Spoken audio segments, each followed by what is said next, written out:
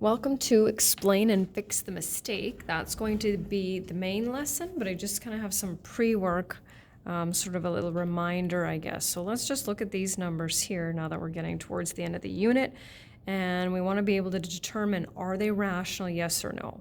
So let's just look at what, kind of a refresher as to what the definition of a rational number is.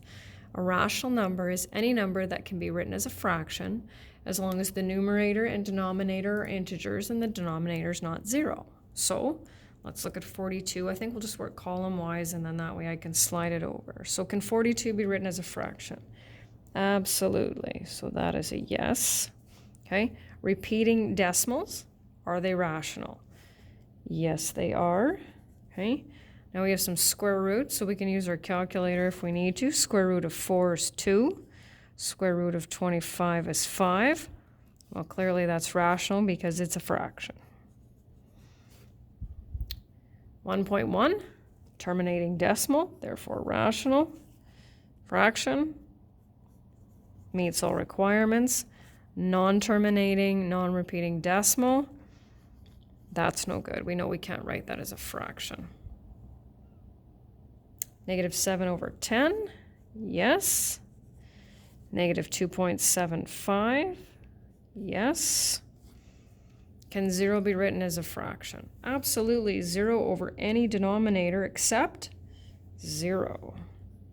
And -300 is also a yes.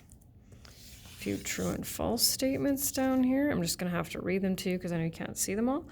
All integers are rational numbers. So I think it's best to think of that graphic organizer that we used with the circles and the different shapes, right?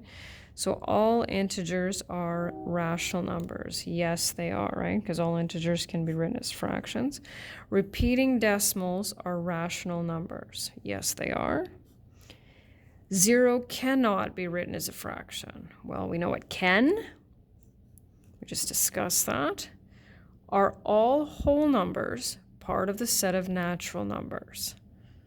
No. Which one doesn't belong? The 0. Statements aren't quite lining up as nice as I'd like them to. Are all natural numbers whole numbers? Yes, they are. Are terminating decimals, are they rational?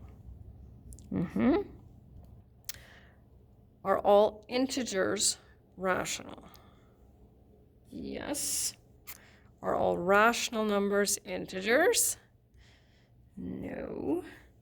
And lastly, is this the mathematical definition of a rational number? Any number that can be written as a fraction as long as the numerator and denominator are integers and the numerator is not equal to 0. So close, right? The denominator can't be 0, so that's false. I just made it true, so now I gotta erase this, right? So my question is, in this one, I was wondering if you'd recognize the English version, are all integers rational numbers, to the mathematical version, right? Those are the exact same statement.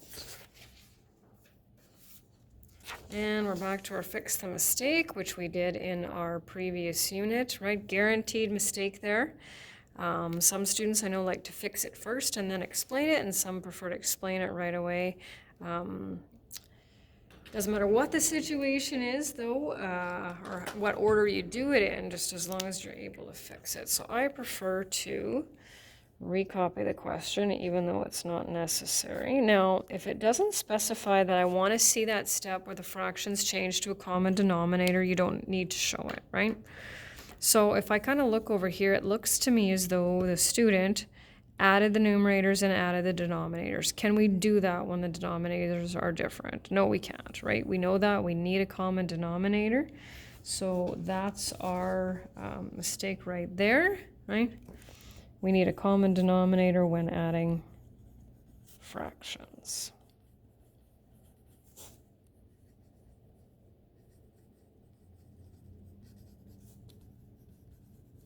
Adding fractions.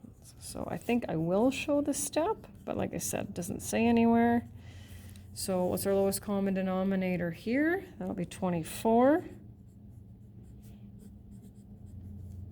So So we multiply this by 2 over 2, 3 over 3, negative 10, 3.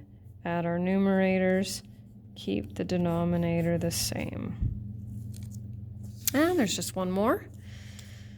Oh, this one looks a little bit more complicated. So remember, when we're explaining this, let's see if we can figure it out first. Looks to me that with the addition and multiplication, what did the student do first?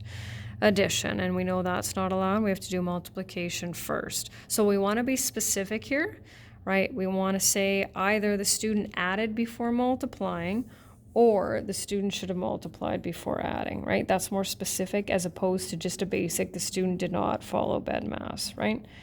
Except that's what I almost decided to write. So let's go, the student should have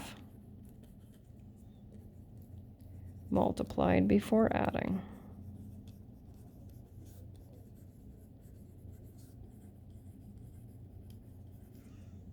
Okay, so I will write it out, as I prefer to do it that way.